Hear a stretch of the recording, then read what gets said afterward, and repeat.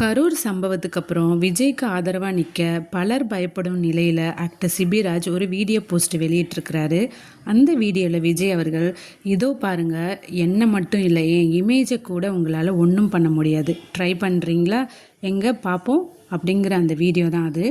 இந்த நிலையில் சத்யராஜும் மற்றும் அவர் மகளும் விஜய் ஒரு சுயநலவாதி அப்படி இப்படின்னு விஜய்க்கு எதிராக விமர்சனங்கள் வச்சிட்டு இருக்கிறப்போ, இவர் மட்டும் விஜய்க்கு ஆதரவாக பதிவிடுறதை பார்க்கும்போது மக்கள் மனசில் பல விமர்சனங்கள் வந்திருக்குன்னு சொல்லலாம்.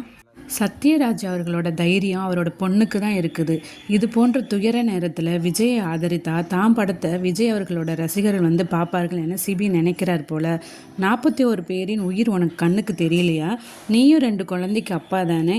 பிள்ளைகளை பறிகொடுத்த பெற்றோர்கள் கதறுவது உனக்கு கேட்கலையா? இப்போ விஜயோட இமேஜ் உனக்கு ரொம்ப முக்கியமா? நிஜமாக உன் கெரியர் இனி பிக்கப்பே ஆகாது என கடுமையான விமர்சனங்களை சிபி அவர்கள் மேலே வீசிக்கிட்டு இருக்காங்க.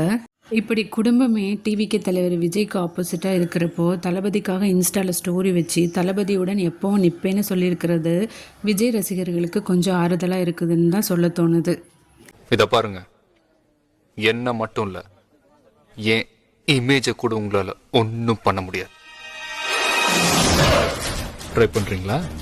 எங்கே பார்ப்போம், எங்கே இருக்கு பார்ப்போம்.